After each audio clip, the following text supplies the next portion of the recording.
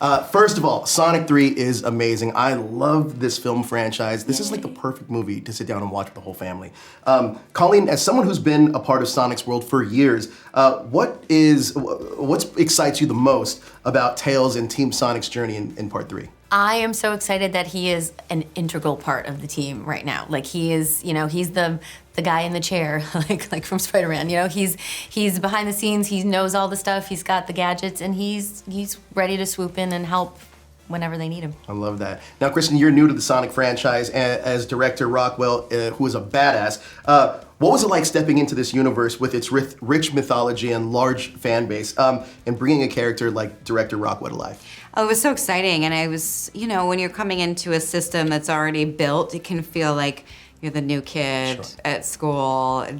It wasn't like that at all. I got there, I think the first thing, Jeff was like, okay, we're doing a photo, we're all a family here, welcome to the family, and that was the tone. It was set from the beginning, and yeah, it was really, really positive, really friendly, really warm, really calm set, nobody's yelling. It was kind of amazing, and I was like, who knew? Right. Giant kids movies. That's where it's at. It's the best, right? It was the best. And working with Jim was like a dream come true for me. I can imagine. Now, another new character we get in this film is Shadow. Colleen, how does Team Sonic feel about Shadow? And also, what does Shadow's breakout mean for Gunn and director Rockwell? We'll start with Tails. So it's, they don't know who he is, where he came from. He's pretty scary. He's the ultimate life form. So, yeah, and of course they have him kick Tails' butt immediately. I saw somebody put together a little thing of all the things in every different iteration of Shadow kicking Tails' butt, and they're like, why is he always picking on Tails?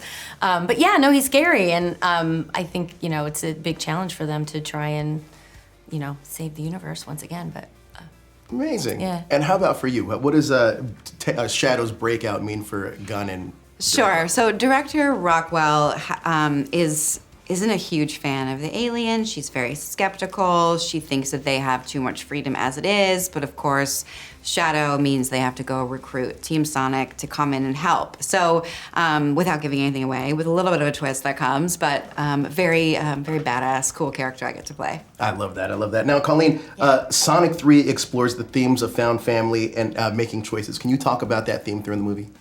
Yeah, they've come together as a team, but then they also have a family with Tom and Maddie, and it's such a beautiful thing, and they've got this sort of sibling rivalry going on. But I think it is a recurring theme throughout the whole film because they have to figure out a way to stay a team and work together instead of everybody going off and trying to do things on their own. Absolutely. Yeah. Now, Krysten, you talked about working with Jim Carrey. We get a double dose of Jim in this film. What was your favorite moment working with Jim? Well, I have a very kind of a big set piece scene with him where we're doing physical comedy, and that was one for the books, let me tell you. I can imagine. Yeah, like doing big stunts like that, doing a physical comedy scene with the king of physical comedy was incredible. We both were pretty beat up and very sore, like really needed massages after that, and to be like kind of in the trenches with your comedy hero is it's just insane. A big pinch me moment. It was a really big deal to me, to be honest. I just met Jim for the first time, and it was a big deal to me too. Like he shaped my childhood in so many ways. Look, you guys are incredible in this film. I love Sonic 3. I can't wait for the world to see it. All right, we got a rogue alien on the loose. How do we find it? Start with a giant fireball? I love it. Let's start with a giant fireball.